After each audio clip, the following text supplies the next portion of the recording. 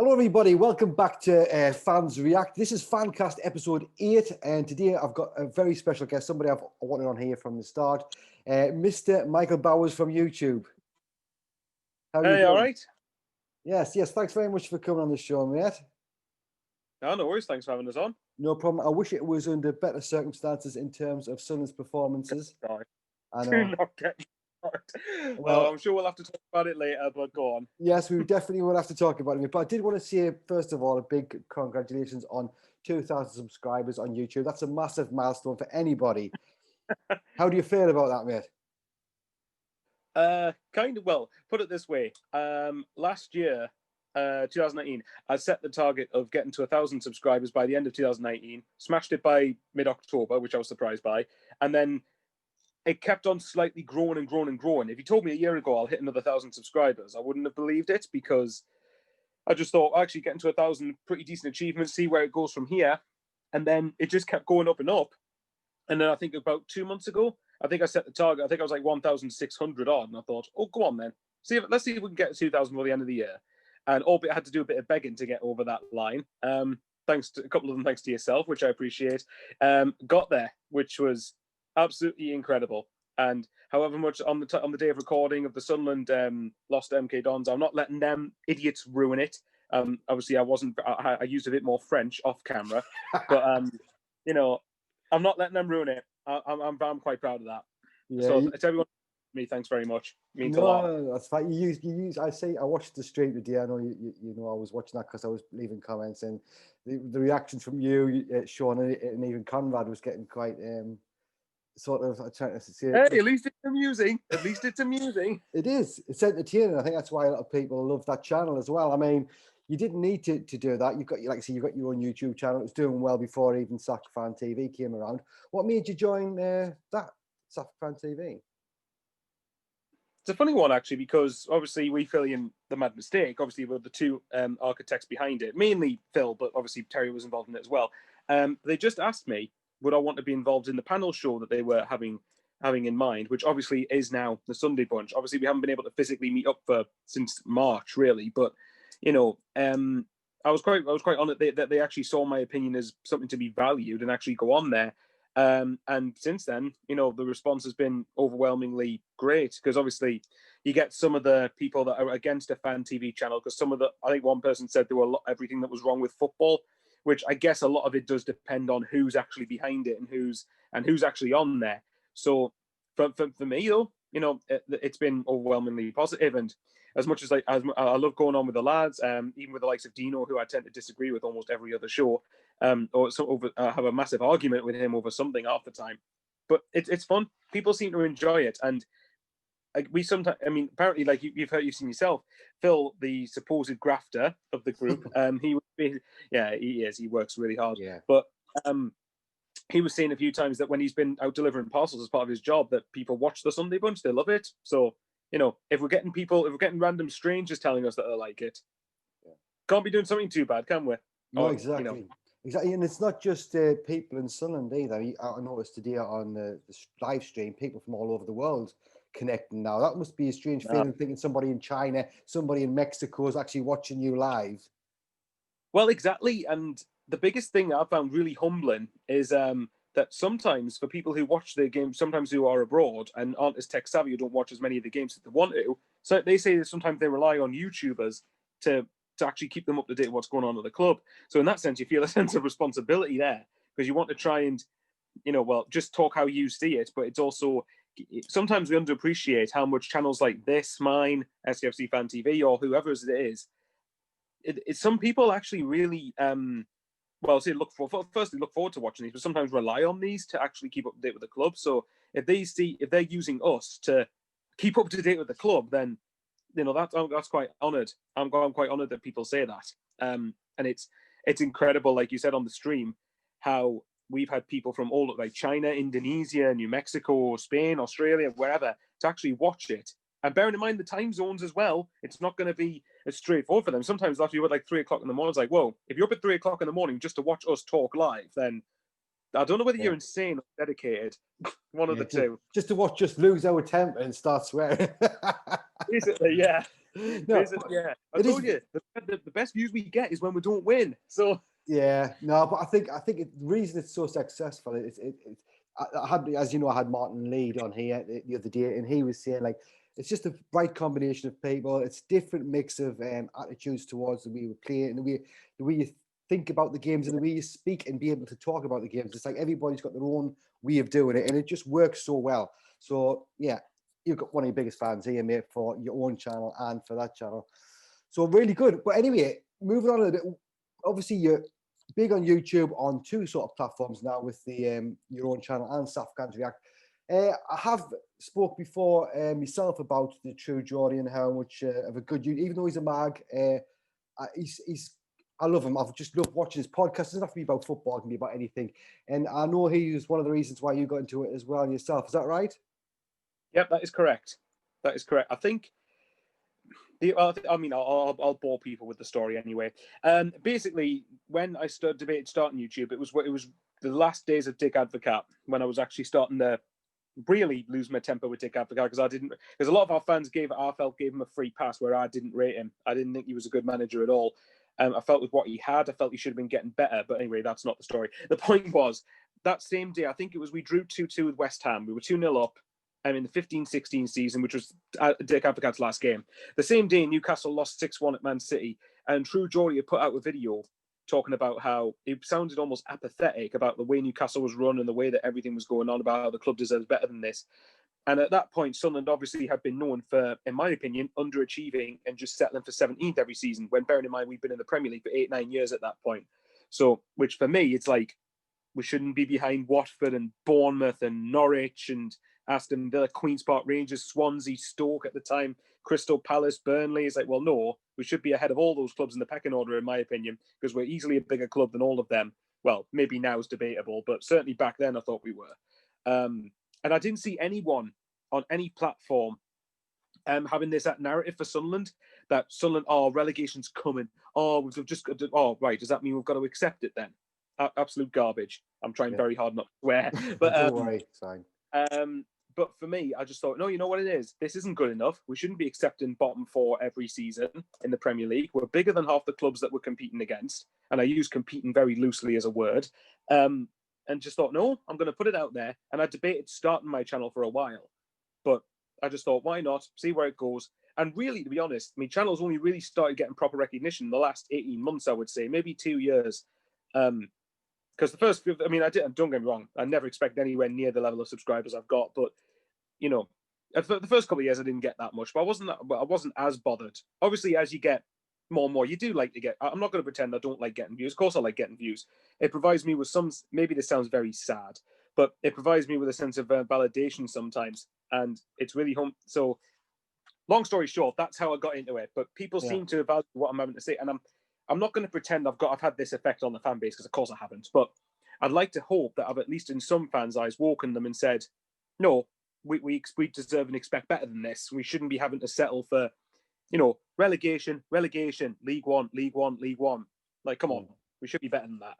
No, yeah, I totally agree. I mean, I've seen comments even today again, people saying that you've inspired them just by what you're doing on YouTube. So making a massive difference, and I'm over the moon for you. Absolutely, I'll be watching you all the time. But anyway, slightly moving on from that, we are actually going through another lockdown in this country. How have you been coping with all these restrictions and things that's been happening on? Are you been okay?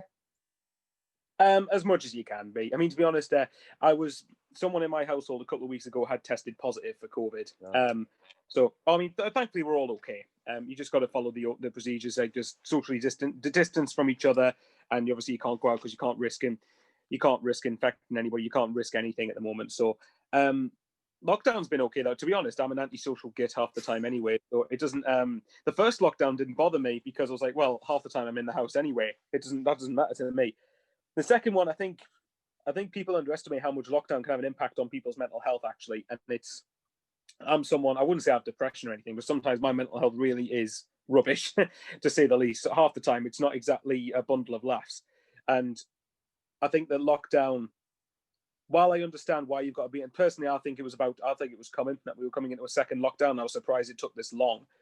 But when you look in lockdown, you realize just how going to see your mates, or even even going to the match, and not even just for the football, for the match day routine of seeing your mates, getting out of the house and actually, really socializing with people. Football's the main way I socialize with people. So, as much as I could say that I'm thankful I've still got a job, obviously it's not a job I particularly love, but it's better than it's earning money, isn't it?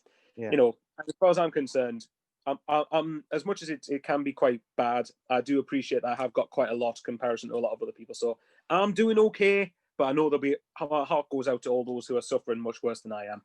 Yeah, definitely. I totally agree with that.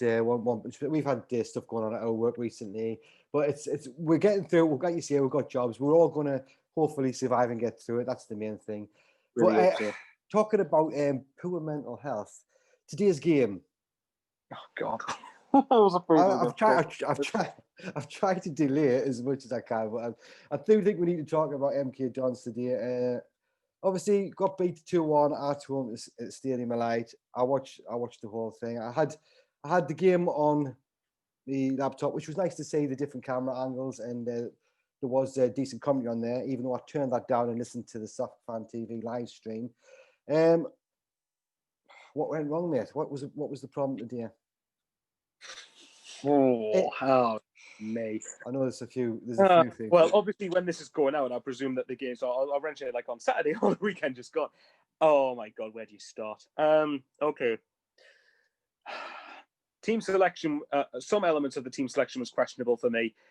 One of them was when 09, for example, 09 has played at centre half a few games, like obviously before Pompey, and I think we kind of switched up from after the Pompey game. I wouldn't have minded that had Dion Sanderson not been fit. If he'd not been fit, I said, right, okay, I can understand not wanting to change formations. Fair enough. Obviously it's not ideal, but I can understand that.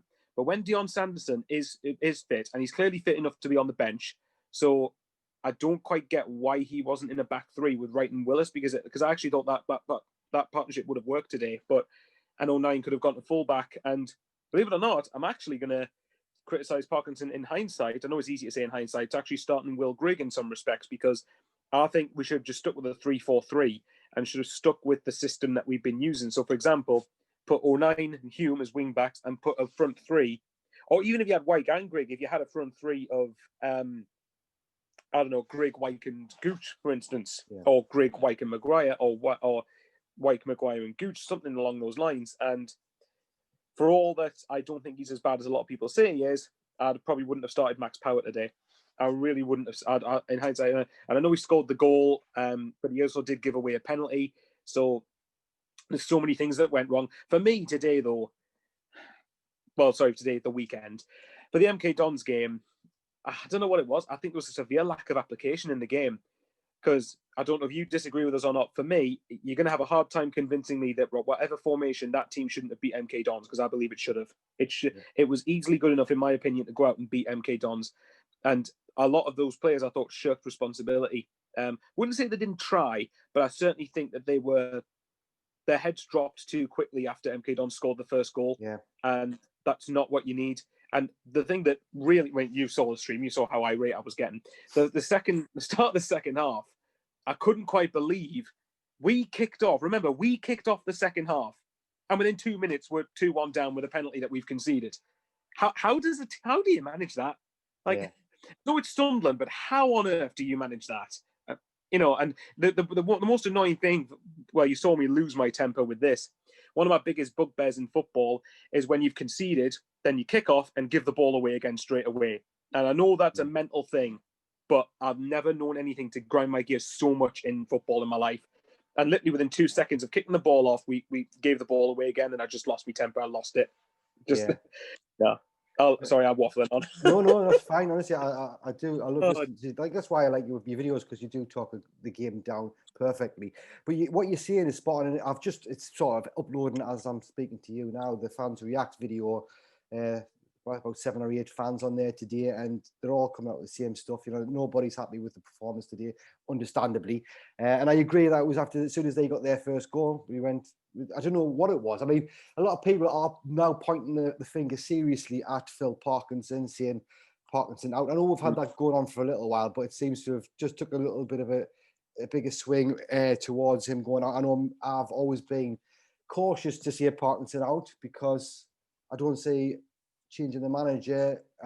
Obviously, depending on who we get, what difference it's going to make. And I think it's just such a crucial time at the minute. It's going to cause a lot of other issues within the club if we change the manager. Yeah. But after today, I had no option but to seriously fall off the fence. And I am now seeing Parkinson out. So would you agree with that? For me, obviously, I'm more optimistic. I was Parkinson in before the weekend's game, and I've now jumped on the fence. I've took your place on the fence. So it's quite bizarre really, because I'm really conflicted on how I feel about Parkinson, because on the one hand, what was keeping me Parkinson in was the start we've had in terms of the opponents we've played. So you've played Charlton, you played Peterborough, you played Ipswich, you played Portsmouth, Oxford, who are granted down near the bottom, but they were 90 minutes off getting promotion last year. When we played them, it was only the second game of the season, and they were expected to be a lot higher than they are at the moment. But on the other hand, you've got results like drawing against Bristol Rovers and Rochdale and losing to MK Dons, none of which are good enough. And people can argue whatever they want about whether the squad is good enough for me. The squad we have, and yes, it's on paper, but I'm saying it for a reason. That squad, I expected to beat those three teams. And I've said constantly, it's those type of results sometimes that cost you getting promoted. It's not necessarily the teams around you. If you look back at last season, if we'd beaten Gillingham and Bristol Rovers, we'd have been finishing second on points per game. Yeah. So it's those type of results that, rightly, I think fans expect. For Parkinson, I'm kind of like you sometimes. I do wonder, for me, it entirely depends on who you bring in. If you're going to bring someone who's like the same level as Parkinson or worse, then you might as well stick with him. But I think that I refuse to believe there's not going to be better managers out there that even in the current climate wouldn't come here. I don't buy that for a minute. No, there's got to be. But I was saying today before the game too, because I work with a couple of Ipswich fans, and last night one of them was saying to me, "MK Dons can play some decent football. You might get caught out here." He actually said that last night to us.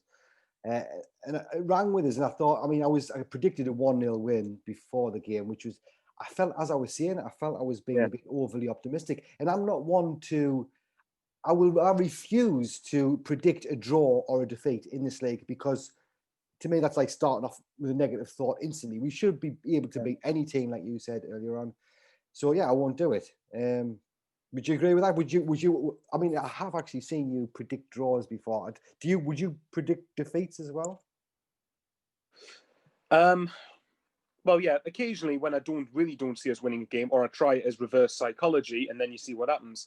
I think I did that against Gillingham a couple of weeks ago. Actually, I think I predicted us to lose against Gillingham, and as opposed, even though the performance I didn't think was good then either, it kind of worked because it was reverse psychology. So I might just predict a loss every game for the rest of the season now, just to see what happens. I don't remember you saying that. Yeah, I know that obviously. I mean, to be fair, MK Dons are far from the worst team I've seen us come up against. Yeah. And to be honest, your prediction would have been right if the game ended after 15 minutes. But yeah, to me, like you've heard me say, probably for me, the worst type of defeat is when you've lost from a winning position because your defence hasn't stood up and done the job properly.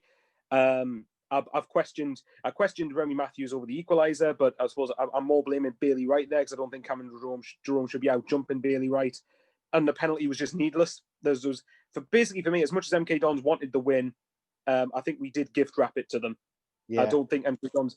I wouldn't say they didn't earn it, if you know what I mean, but I do think that they were helped quite a lot by our mistakes.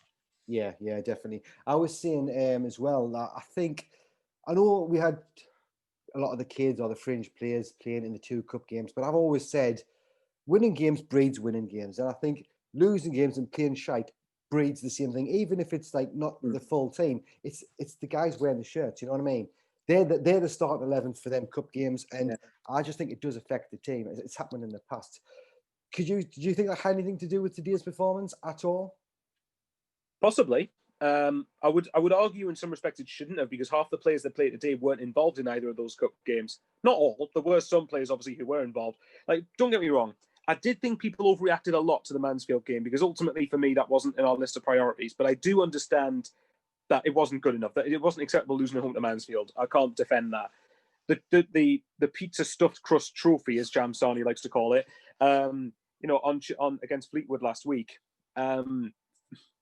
it's annoying then because I could see there was a lot more drive in the youngsters' performance at Fleetwood. Now, granted, it might be because the pressure was off and it was a kind of a nothing game, really. Could they handle the pressure? But I think for me, there's absolutely no excuse why the likes of Embleton or Diamond or Neil or any combination of them couldn't at least be on the bench. You surely could be good enough to be involved in the squad. And even then, if you're good enough, you're old enough. And secondly, they're unpredictable. A lot of these teams don't know what to expect from those players. Well, maybe Fleetwood aside, because they've played against them, but I don't get it. It's one of the things about Parkinson that I don't understand. And also he said, and I know you might want to talk about him later, he basically froze out Aidan McGeady. He claimed he froze out Aidan McGeady to want to bring these young players through. Still waiting, Phil. Where are they? Yeah, totally. And as you say about Aidan McGeady, if it was true that he was bullying people, he wouldn't be playing with the young kids, surely. You can't use that as an excuse, can you? Well, exactly. He wouldn't be like if bullying was really. I mean, at first I thought, right, if he's doing that, fair enough to get him nowhere near the team. But then when you see that he's training with the under-23s, I'm starting to really question the validity of that rumor, because if you're going to do that, then the last thing you'd let him do is train with the under-23s. Yeah. Our team would play people that's younger, way younger than the first team squad. Yeah. So how would that work?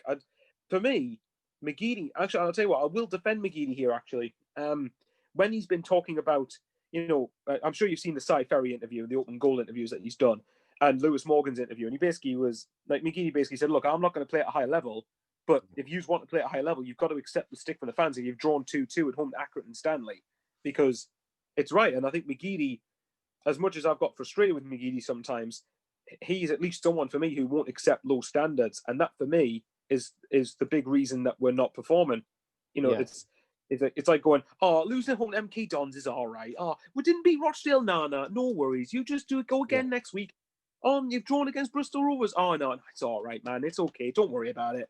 Yeah. It's like, well, no, these results aren't good enough. So, yeah, if we'd had Roy Keane or Paolo Di Canio as manager, they'd have been patting Aidan McGeady on the back. I said that last time. You know what I mean? Yeah. It's the sort of thing I think we need a player like that in the squad. He's got the experience. He has got some quality. I don't know whether somebody said his wage is currently not going towards the salary cap. I don't know if that's true or not. That's right. I could be wrong, but I believe that's correct. So is it if he plays so many games, then it does count or something like that? Well, apparently, I think this season it would. I don't know if it would. What's the case now? But apparently, at the start of the season, if we'd included him, his wages would have been counting less than 2,000 towards the cap. Now, yeah, I don't know how this works. To be honest, I think the cap's stupid. But well, from our perspective, I get the theory behind the cap, but I think it's just hindered us massively in terms of like who we could actually bring into the club. But in saying that, if you can't get anyone better than McGeady, for me, I don't see any harm in bringing him back. But Parkinson won't do it. As long as Parky's here, McGeady's got no future at Sunderland. Yeah, I totally agree with that. I think they just don't like each other as well. I think that must be part of it. But yeah, I suppose we'll have to wait and see with that one. But I totally agree. McGeady's not going to get a start. I think I'm surprised nobody came in and we didn't sell him, to be honest with you, because he could do a job in any team in this league, I think. It's probably wages, to be honest. Yeah. I mean, I don't know. It depends on if he went to another team, would his wages count much more towards their cap, or could they just simply not afford what the wages demands he would have? I don't know. That's probably what it is. But yeah, I agree with you. I think McGeady's easily one of the better players technically in League One. Yeah, totally right. So we've also had some other news recently about a potential takeover up here. We've had, I know you've said you're bored of talking about the takeover, but I think I would like to mention, because this is quite new news, and I think it is a development. Fair enough. Yeah, I think it's a development. I'm sort of looking at it in a positive way, but I can see a lot of fans on Twitter, especially, are not happy with it, saying that Donald and Methane still have stakes in the club, shares in the club, and that's not classed as a takeover. Personally, I think it is. I think they're not going to have control over much of what gets done at the club. How do you feel if it is? I think what's he called? Krill Lewis Dreyfus or something?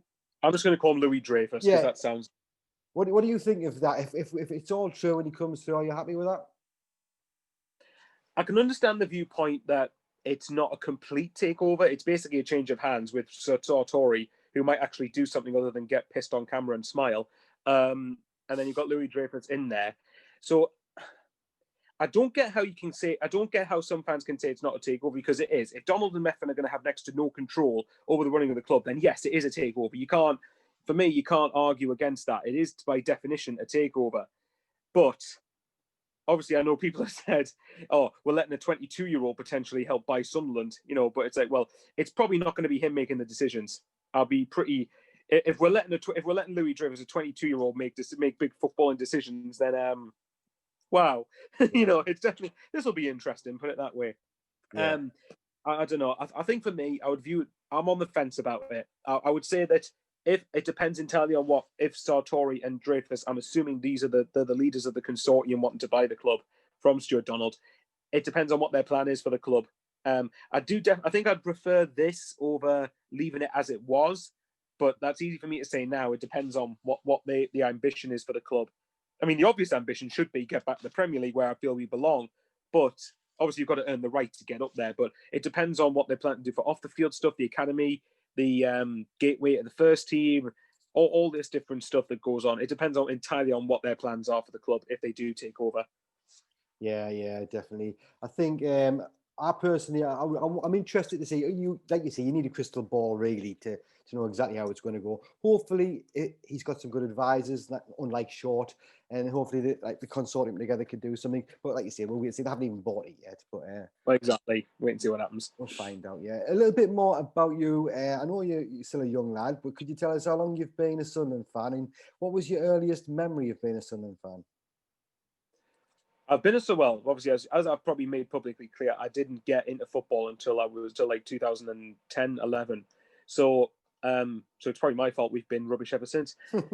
But my earliest memory of Sunderland, well, first proper memory was when I remember going to a game when we lost 2-0 at home to Liverpool under Steve Bruce, where Liverpool got, I don't know if you might remember this, Liverpool got a penalty that was basically should have been a free kick outside the box.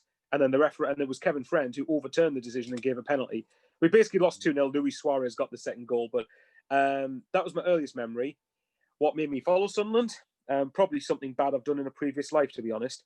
I think a mixture of me friends. I think a mixture of me friends and close family members got me into it. I think I watched a Sunderland game at one point and started to get the passion of the fans. And if I was going to support anyone before I got into football, it was going to be Sunderland. But then round about 2010 or early 2011, I really started to get it. And once you've got the bug, unfortunately, you're stuck with the club. But, so there's absolutely, I mean, people have often said, it actually kind of annoys me because I was born in a place called Carshalton, which is near London, apparently. It's not far off London. My geography's terrible, so don't quote me on that. Yeah. But in saying that, I could have supported anyone half decent, and I'm stuck with this lot. I'm stuck with Sunderland, but I wouldn't change it. I couldn't change. No, well, that's it. You get a lot of Sunderland fans down here. There's still a few dotted around, and they could have easily supported. I mean, I'm down in Essex, just in case people that's watching this don't know. I'm down in Essex, so yeah, there's Arsenal fans, Tottenham fans, Liverpool fans, there's Sunderland fans, and for me, being a Sunderland fan down here, I mean, it's a hard enough job up there, but down here, you go to work and they're all talking about Premiership games and like how Sunderland doing. Most of the time, it's just embarrassing to even talk about it. Yeah. You know what I mean? And look, I know it has its pros and cons. If we do have a bad game, we don't have Newcastle fans down here taking the piss out of us and stuff like that. So it's got its good side and its bad side. Yeah, I see what you mean. To be honest, if any Newcastle fan tried to make out of us for Sunderland, I would just say, sorry, what was that? When was the last time you beat us again? Sorry. The one positive, the one funny side of being down in where we are is it's an extra year since Newcastle have last beat us. Which, don't get me wrong, I know if we played them right now, I'd expect us to lose 5 or 6-0 probably. Yeah. But which is sad that we've got to this point. But well, put it this way, I don't think we're not going to play each other this season anyway because we're out of both cups, and obviously the EFL trophy, the Papa John's Pizza Trophy. We can't play their under-21s, which was embarrassing that we were so rubbish that we were playing their under-21s team.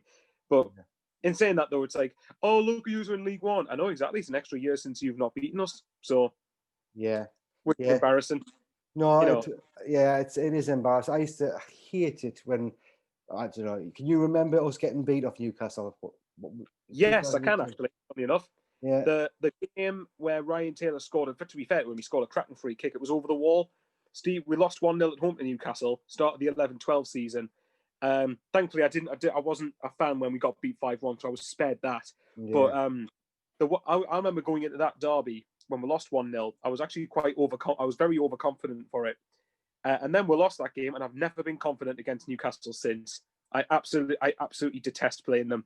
So that's the only thing about, can we at least go to have double promotion? But when we go up to the Premier League and they come down, I hate playing them. I absolutely hate playing them. It's as much as, obviously as much as it's great when you beat Newcastle, but I obviously get real anxiety before the game.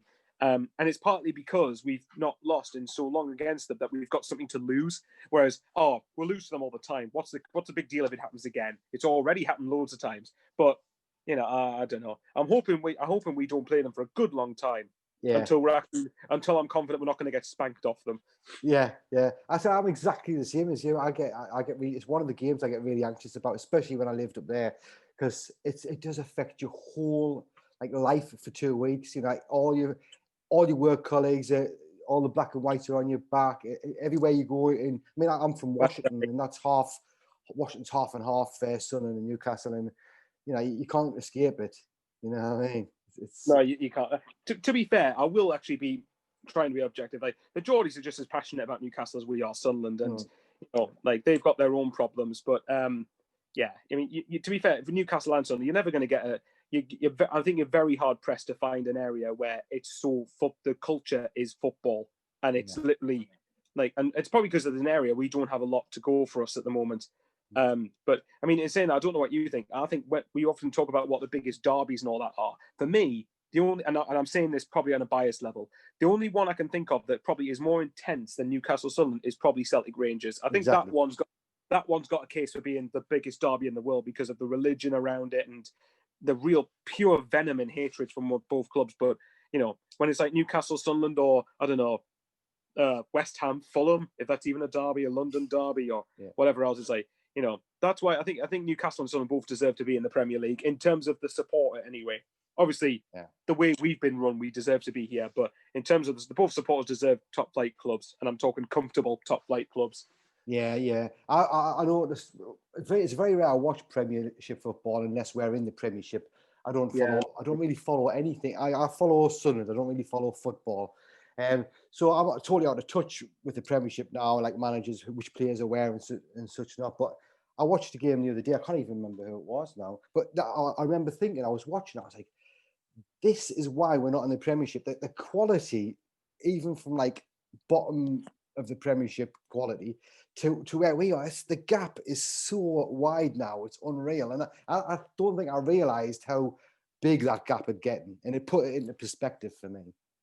Yeah, well, and as well, you got to think that, say Sunderland miraculously, and I can't believe I'm saying miraculously here, it's embarrassing. If Sunderland miraculously get promoted to the Championship, people will say, "Oh, let's go for it again." And that's going to be a big gap to try and plug. Yeah. That's going to be a massive gap. Even between us and the Championship, I think there's quite a big gap. Yeah.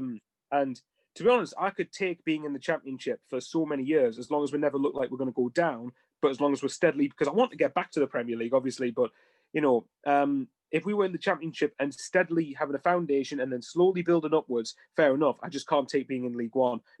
Yeah. I said the same thing to Tim Birch, who was on here the other day. He's an ex-semi footballer, and he was like, I said, what would you rather do? Would you rather be in the Championship getting beat in, week out, or just staying in League One? And I think anybody with a brain would, that's a bit unfair to say with a brain, but I'd much rather stay in this league and win some games than have the same. Can you imagine if we had another season like we did when we came down from the Championship? I'd just rather not do it. I'm getting PTSD thinking about it. That's probably a bit harsh. Yeah, obviously PTSD is quite serious, but I was getting some nightmare flashbacks to that season. Now I know what you mean. I think that. Okay, let me put it this way. I'm going to find a loophole in what you said. I'll take getting beaten week out in the Championship, as long as we find enough to stay up in the Championship and then never get in that position ever again and go up. There you go. Yeah, I'll take that. I'm just going to cheat me way out of your answer. I do get what you mean. Maybe in the long run, it depends. You could argue in some ways the longer we're in League One, we sort out the foundations and then actually really build a side from there. But I think we could do it being in the Championship, personally. I don't think it's acceptable for this club to be languishing in the third tier of English football. Second is a stretch, but third tier, definitely not. Yeah, definitely. If we can get in the Championship and just sort of stabilise in there. I know it took Leeds a long time to get out, so yeah, even if it was 3 or 4 seasons, I'd be prepared to be accepted. I wouldn't want it to drag out for like a decade, hopefully, but yeah, we'll Oh, see. well, but, with Sunderland, you never know. No, you don't. Anyway, what's your happiest moment? I used to ask people what's the worst and the best moments, but Yeah, I I've remember you cut asking. out the worst because I don't want that in these. I want to know just the best moment you've ever been a Sunderland fan. Oh, see, worst is funnier. Well, no, go Okay. on. Then. If it's interesting, go on. Tell us. I'm happy to answer both if you want. Yeah. Right, let's get this out of the way. Worst. Oh, God, there's so many. For this memory, do I have to have been at the game physically? No. It could be anything. You could be in a pub. You could be doing anything. See, my immediate thought is the Burton game when we got relegated to League One, but I was away on holiday then, actually. So, and I just kind of laughed about it then. I'll tell you what, my worst memory was... My worst memory was when, in that Championship season, we lost 3-0 away at Barnsley. And I was unfortunate enough to actually go to that game.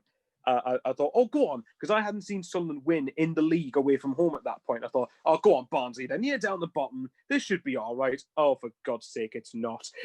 Yeah. It's like, I was just thinking, lads, I've watched you lose 4-1 to Burnley, and you've just topped yourselves.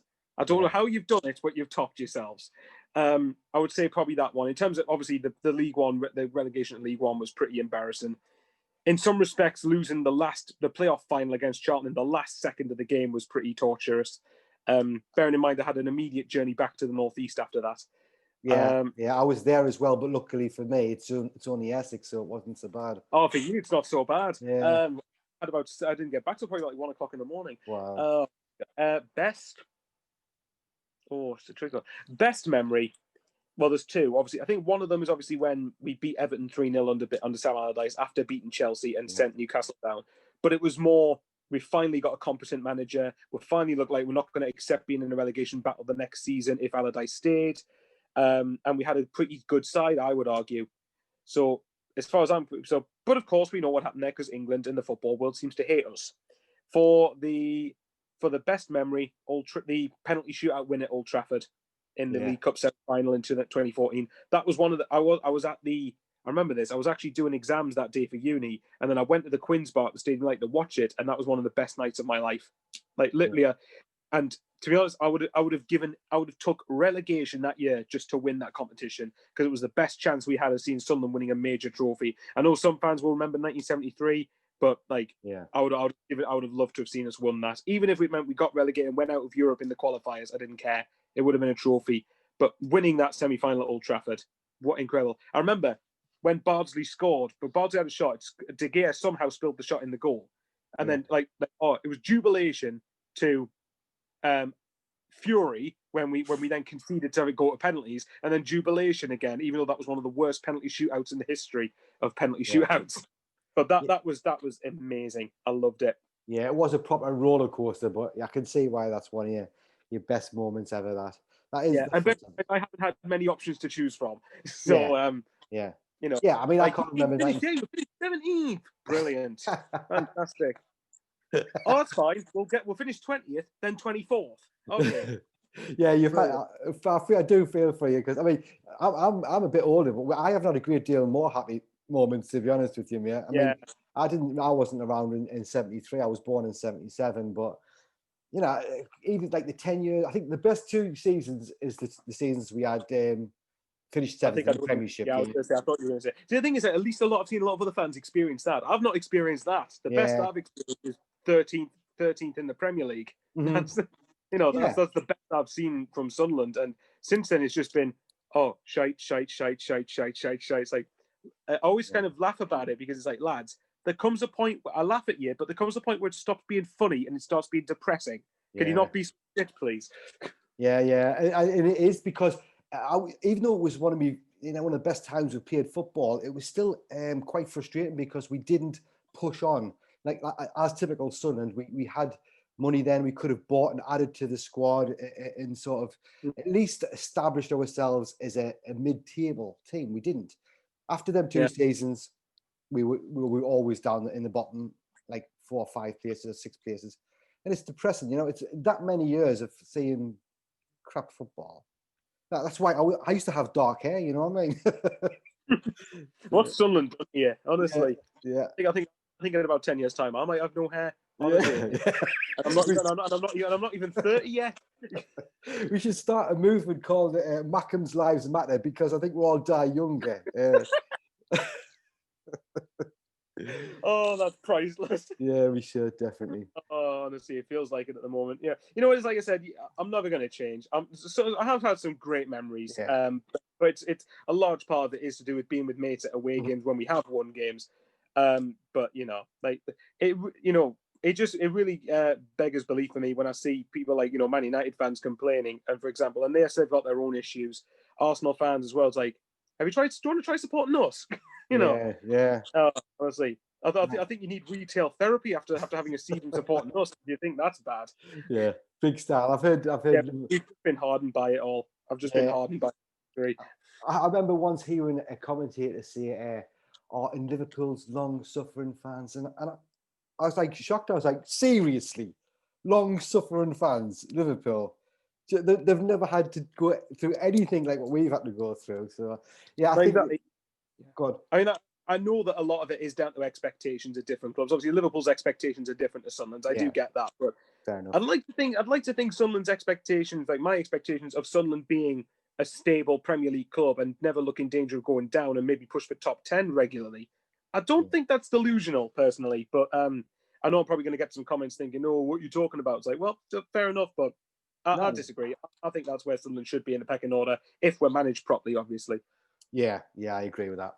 Anyway, moving on to the next question, because we've got a few left to do here. I want to know, I always ask, who is your current favourite Sunderland player and who's your favourite Sunderland player of all time? It's just something I'm interested in hearing from the fans. So. Current one, probably Luke O'Nien, just because I don't know how you can not love Luke O'Nien.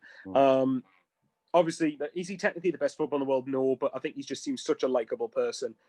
And best player and best of all time, and again, bearing in mind, obviously, I've not had many great players to choose from with here. Jermaine Defoe, for a couple of reasons. One, because of, obviously I know people ask why you're saying Quinn or Phillips, but I've only been watching us since 2011, so I haven't had many options. Jermaine Defoe was probably easily the best striker I've seen play for Sunderland. The amount of times he managed to get goals while feeding off total utter scraps from the teammates behind him. But the thing that made him, there's two reasons why he's my favourite. One, the Derby goal against Newcastle. It's one of the best. It's the best goal I've ever seen live. Forget that it's against them. And secondly, what he was like with Bradley Lowry, which puts football into perspective. He didn't have to be like that with him, and it's a very touching story. It's not just him. Vito Minoni was great with him, but obviously Jermaine Defoe, with the way that he made Bradley's life before he tragically lost it. Tremendous respect as a footballer and as a man for that.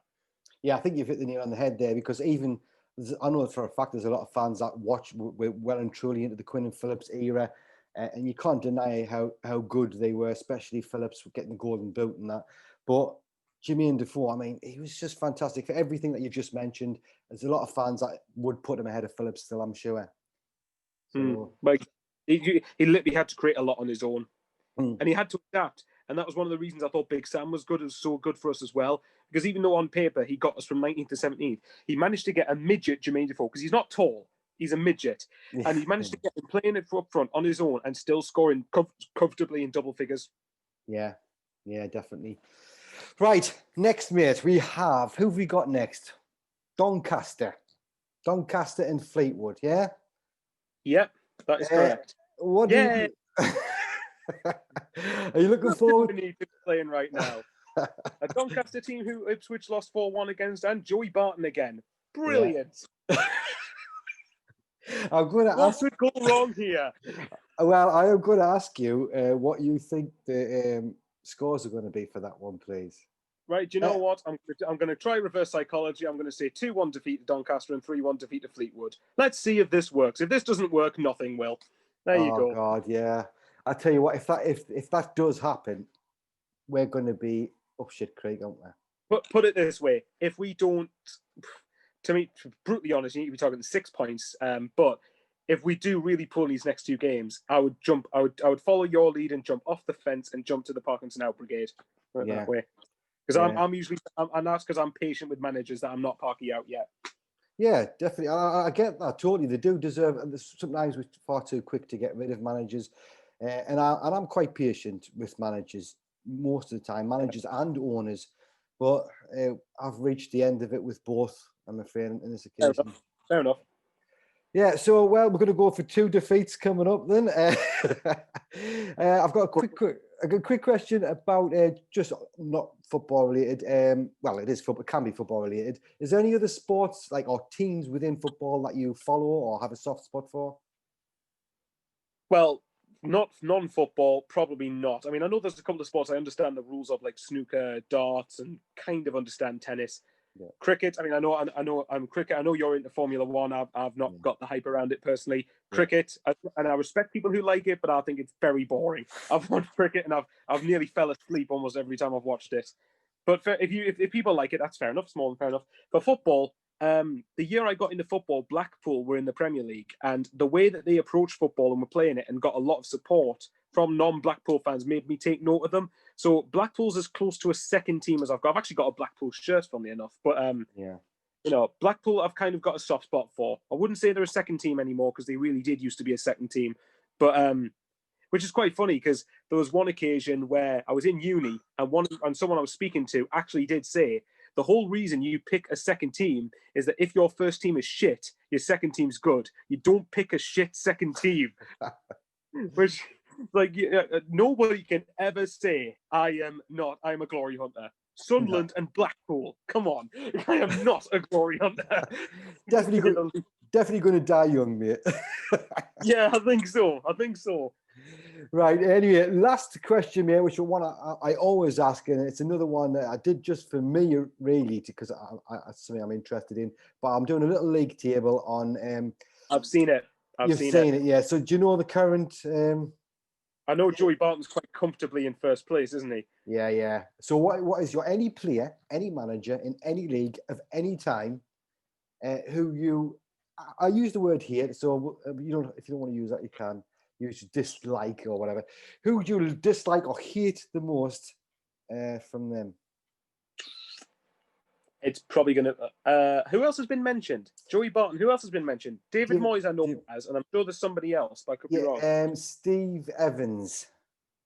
Oh, yeah. Steve Evans is quite a character, isn't he? Who do I pick? I'm trying to think of them. I'm trying not to go with Joey Barton, but I think it is probably going to be Joey Barton. I'm trying to think. Right, hang on. Yeah, it's probably going to be Joey Barton, and it's not just for the fact he's ex-Newcastle. I would have a lot of I think he's doing a good job at Fleetwood, actually, if I'm being totally honest. But I don't have respect for him because he somehow manages to make it about him against us when Fleetwood and Sunderland play each other. When really what he should be doing is showing a bit more professionalism for me and saying, right, this is just another game for Fleetwood. Like, surely, like Joey, with all due respect, Blackpool should be a bigger game for you than Sunderland because of the whole Blackpool-Fleetwood-Lancaster rivalry thing. That's a bigger game for Fleetwood again, rather than Sunderland, surely. I mean, I know that a lot of teams view Sunderland as a scalp in this league, but Joey takes it to another level. He's just ridiculous. He's doing a good job there, don't get us wrong, but yeah, I can't respect the bloke when he goes on like an idiot. Yeah, it's like you say, it's so unprofessional. For me, it's just like he's got a vendetta, and he sort of targets the fans as well, just trying to wind them up. To me, a professional manager just wouldn't act like that. It's just embarrassing. Exactly. I don't. Yeah.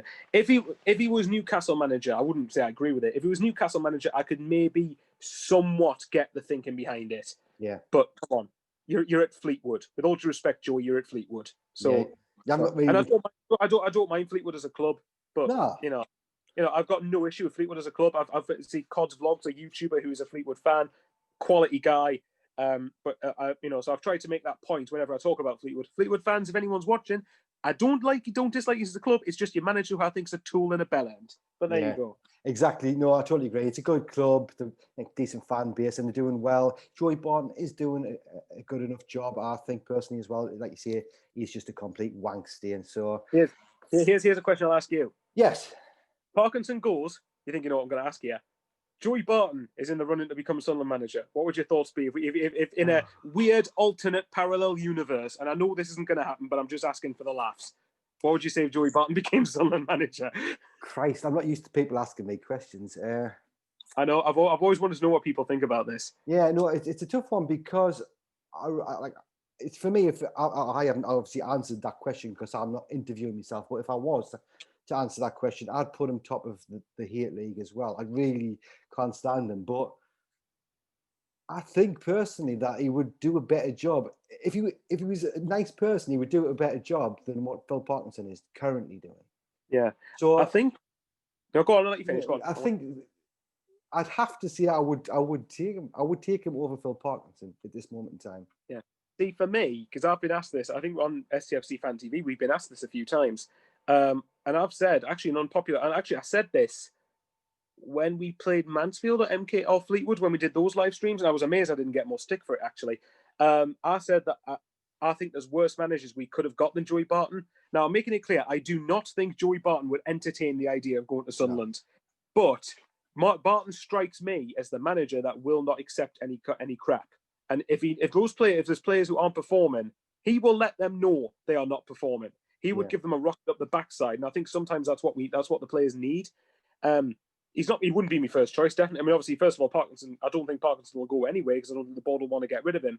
But if part of me would kind of want to see Joey Barton here, partly because I think he would actually be a pretty decent manager for this level, but also because I'd love to see the meltdown from the fans. Yeah, the reaction would be interesting. It would be very interesting. He would have a lot. Yeah, if he came here, he would have a lot to answer for. Yeah. But yeah. At this point, we might as well. Oh, let's see. We've had too many nice men as manager. We might as well have a tool. Why not? Yeah, you're totally right. Twitter would go into meltdown. But what you said there about them, not taking shit, not letting the fans play badly, a bit like Roy Keane. Only thing was with Roy Keane, I think towards the end he sort of lost the dressing room a bit. They just weren't performing at all. I mean, the thing is, when it comes to like managers, I mean, I know that obviously, I don't know what your thoughts on this. I've seen some people go, "Oh, get Kevin Phillips in, Mm. And for me, as much obviously, I've got a more cynical view of it because I didn't watch him play for us. But for as far as I'm concerned, suggesting Kevin Phillips, in my own opinion, wanting Kevin Phillips in, I think is quite romantic and not a little else. I think that don't get me wrong, you've got to start somewhere, and you could argue if Kevin Phillips was to become Sunderland manager, why not do it now when we're in League One? But at the same time, I don't think we're in a position while we're in League One to take that gamble. I think we've got to go up. So, it works whatever way you want to look at it. For me, I'd have no problem with Kevin Phillips as an assistant or a striking coach, for instance. Maybe goodness somebody could do with him for Will Grigg or Charlie White. But for manager, I think it's a bit romantic to suggest that just because he was a great player for us doesn't mean he'll be a great manager. But you never know. If he came and got the job, I'd support him. I'd hope he proved me wrong. I really hope he would. But at the minute, I don't think it would work. No, I'm exactly of the same opinion, to be honest with you. Just because he loves the club, it doesn't mean he's going to make us successful. Obviously, at first, it would give all the fans a lift, but the fans aren't in the ground anyway.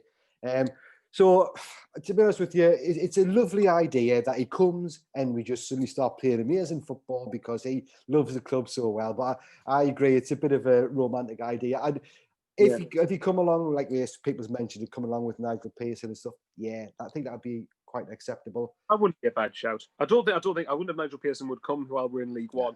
But that's the thing. Like my main choice of manager when Ross got sacked was Neil Warnock, and now he's obviously gone to Borough. But because it was Neil Warnock has since said that the one club he regretted not joining was Sunderland. Although I think that was like 15 years ago, but he did say he regretted not joining us. I think if Kevin Phillips was to come in, it would have to come in. He would have to come in when, if Sunderland just got promoted to the Championship, and we'd have to stabilise anyway. But you'd have to give Phillips a bit of time to get the players he wants to bring in, what his philosophy and idea is, get players who suit that, and get them used to and integrated in that system. And actually, that would take quite a while. And I think in League One, we simply don't have that time.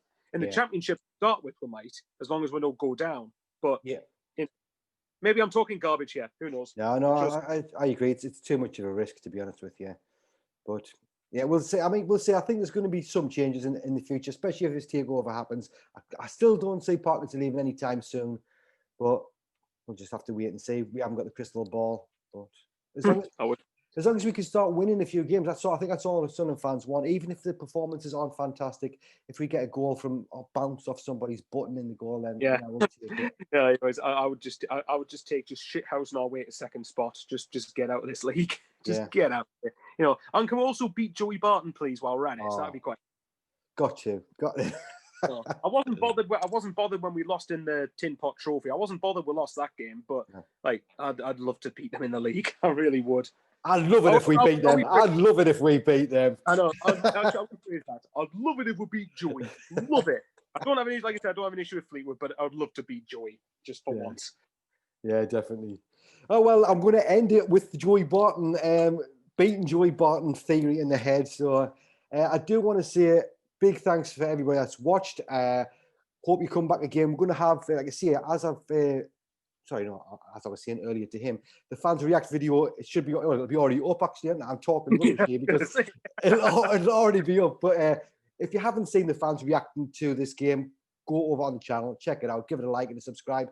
Who's on the channel, is set a target for us to reach 300 by the end of the year. It's a big ask, but you never know, it might happen. So if you do like what you see, subscribe. Big thank you to you, Michael Bowers, as well for coming on. Is there anything you want to say before we go? I was tempted to try and do a Joey Barton, but I'm not going to. I'm not going to be a tool. No, thanks for having us on, and just keep doing what you're doing. It's a good channel. Just keep growing it. Yeah. I know it takes, you've put in so much graft to get where you are, so it's not an easy thing. That's why I respect people that's out there on YouTube doing what they've got to do. So well done, mate, and thanks again for coming on. Right. No worries. Thanks for having me. No worries. Everybody, thank you again for watching. You guys take care, and for now, we'll see you later.